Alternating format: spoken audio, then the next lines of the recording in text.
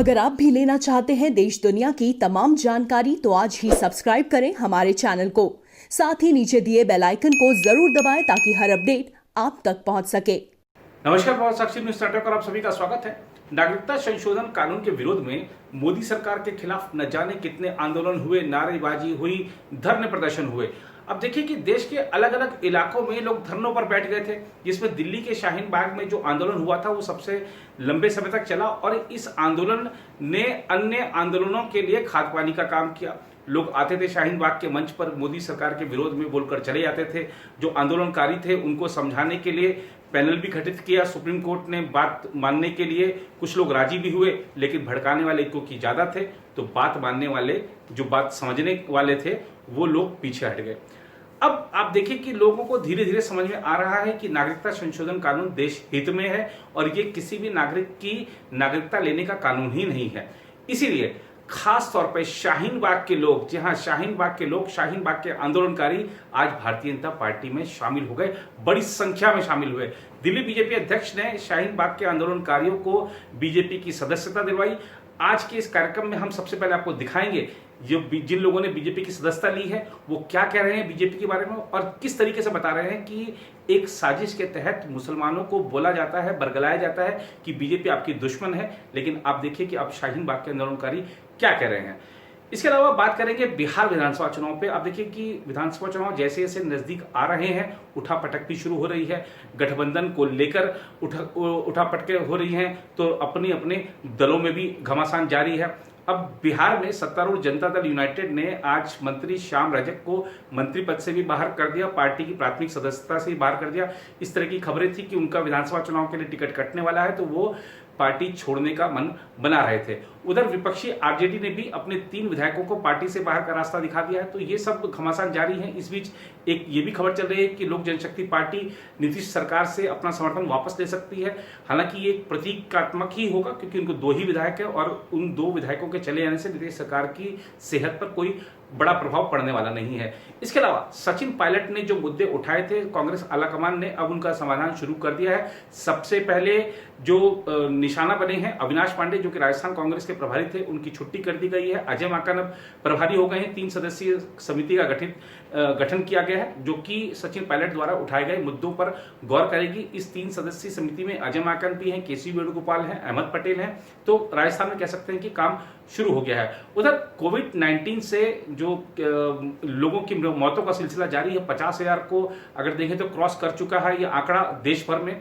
और उत्तर प्रदेश में तो एक और मंत्री की मृत्यु हो गई है, चेतन चौहान, जो कि पूर्व भारतीय क्रिकेटर भी रहे हैं और उनका निधन हो गया। वो गुड़गांव के मेदांता अस्पताल में भर्ती थे, कोरोना से उनकी मृत्यु हो गई है। उनके कई अंगों ने काम करना बंद कर दिया था, इस तरीके की रिपोर्टें हैं। और आप देखें तो पिछले, अगर हम अगस्त की ही बात करें तो 2 मंत्री उत्तर प्रदेश सरकार के कोरोना का शिकार बन चुके हैं। 2 अगस्त को वहां पर जो उत्तर प्रदेश सरकार में कैबिनेट मंत्री थी कमल रानी वरुण, उनका निधन हो गया था और आज चेतन चौहान का निधन हो गया।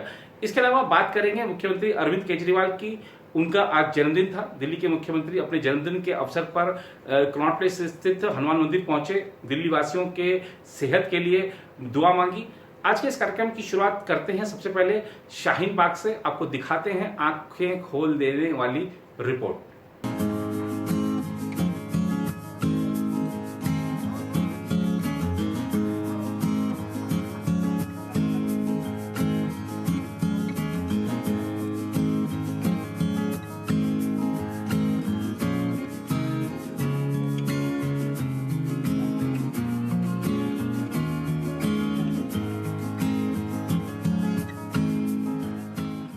देखिए, सबसे पहली बात तो वहाँ विरोध जो है ना वो किसी पार्टी लेवल का नहीं था।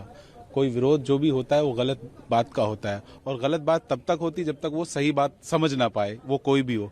दूसरी बात, आज हम लोगों ने सैकड़ों लोगों की तादाद में यहाँ ज्वाइन किया है।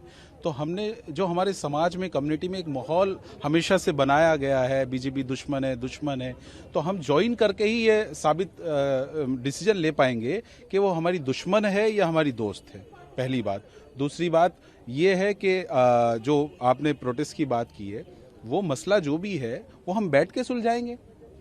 हमारे आपस में प्यार मोहब्बत है, हम लोग मिलके, ये तो अनेकता में एकता एक हजारों साल की मिसाल है सर, ये आज की बात थोड़ी है।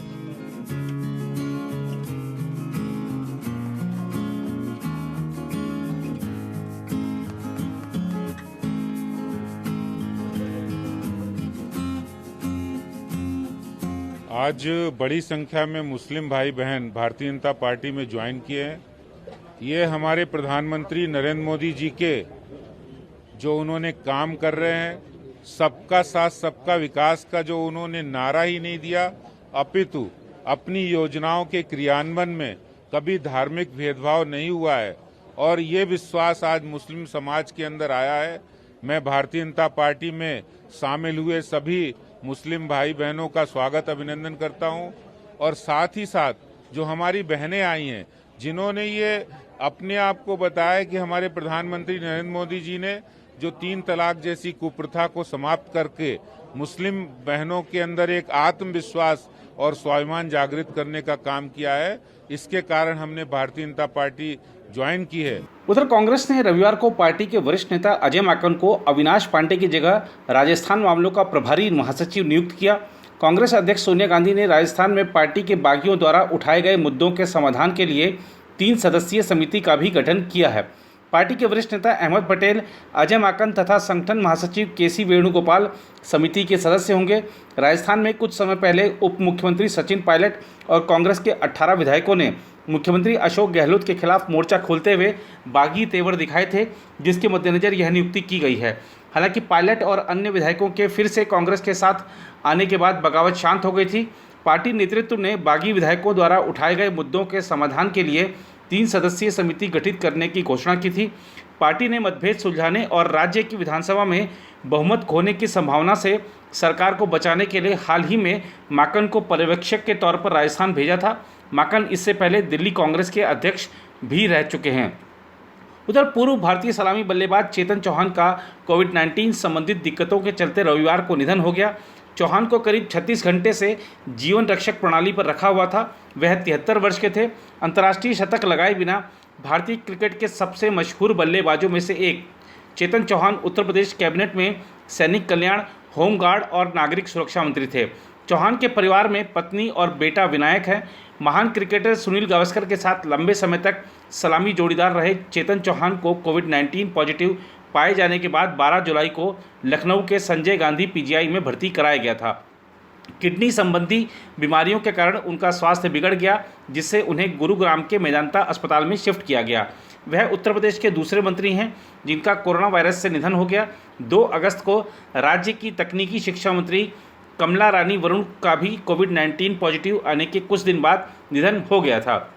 अपने ज़माने के प्रतिष्ठित बल्लेबाजों में शामिल रहे चेतन चौहान अंतर्राष्ट्रीय स्तर पर कई उम्दा पारियां खेलने के बावजूद कभी शतक नहीं बना पाए, लेकिन उन्हें इसका कभी मलाल नहीं रहा। कोविड-19 महामारी से जूझने के बाद रविवार को 73 बरस की उम्र में अंतिम सांस लेने वाले चेतेंद्र प्रताप सिंह चौहान का सबसे मजबूत पक्ष संभवतः यह था कि उन्हें पता था कि उनकी कमजोरियां क्या हैं और उनका मानना रहा कि इससे उन्हें प्रशासक और फिर राजनेता के रूप में मदद मिली। फिरोजशाह कोटला मैदान पर दिल्ली का रणजी ट्रॉफी मैच देखने के दौरान एक बार उनसे यह पूछा गया कि 9 बार 80 और 97 रन के बीच आउट होकर उन्हें कैसा लगा, तो वह मुस्कुरा दिए। उन्होंने गर्व के साथ कहा, यह संभवतः किस्मत थी, लेकिन मैंने देखा है कि लोग शतक को लेकर मेरे से अधिक निराश हुए हैं। मुझे कोई मलाल नहीं है। मैं भारत के लिए 40 टेस्ट खेला और सुनील गावस्कर का सलामी जोड़ीदार रहा। जिस पीढ़ी ने चेतन चौहान को खेलते हुए नहीं देखा, उन्हें बता दिया जाए कि वह हेलमेट पहनकर खेलने वाले शुरुआती भारतीय अंतर्राष्ट्रीय खिलाड़ियों में से एक थे और उनका मानना था कि इससे उनके खेल में मदद मिली। उधर दिल्ली के मुख्यमंत्री अरविंद केजरीवाल रविवार को 52 साल के हो गए। जन्मदिन पर वह अपनी पत्नी के साथ कनॉट प्लेस स्थित हनुमान मंदिर गए और कोरोना वायरस महामारी के बीच दिल्ली वासियों के अच्छे स्वास्थ्य के लिए प्रार्थना की। स्वतंत्रता दिवस पर शनिवार को आम आदमी पार्टी के कार्यकर्ताओं को संबोधित करते हुए केजरीवाल ने कहा था कि वह इस साल जन्मदिन नहीं मनाएंगे और घर से ही उन्हें शुभकामनाएं देने को कहा था। उत्तरी दिल्ली के सिविल लाइंस इलाके में मुख्यमंत्री के आवास पर इस बार कोई आयोजन नहीं हुआ। उनके जन्मदिन पर आम आदमी पार्टी के नेता, कार्यकर्ता और अन्य लोग आते थे। मुख्यमंत्री के कार्यालय ने एक ट्वीट किया। अपने जन्मदिवस के अवसर पर मुख्यमंत्री अरविंद केजरीवाल ने कनॉट प्लेस स्थित प्राचीन हनुमान मंदिर पहुंचकर प्रभु के दर्शन, पूजा अर्चना और अभिषेक किया। उन्होंने दिल्ली वासियों के अच्छे स्वास्थ्य की कामना की। इस ट्वीट के साथ में मंदिर में दर्शन के दौरान केजरीवाल और उनकी पत्नी की तस्वीरें भी हैं। आप के राष्ट्रीय संयोजक केजरीवाल को प्रधानमंत्री नरेंद्र मोदी समेत कई अन्य नेताओं ने सोशल मीडिया पर शुभकामनाएं दी। इस बीच केरल में सबरीमाला मंदिर, जो कि राजनीतिक विवाद का विषय भी बनता रहता है। आपको वहां सीधे लिए चलते हैं। मासिक पूजा के लिए मंदिर के द्वार खुले हैं, आइए आपको दर्शन कराते हैं।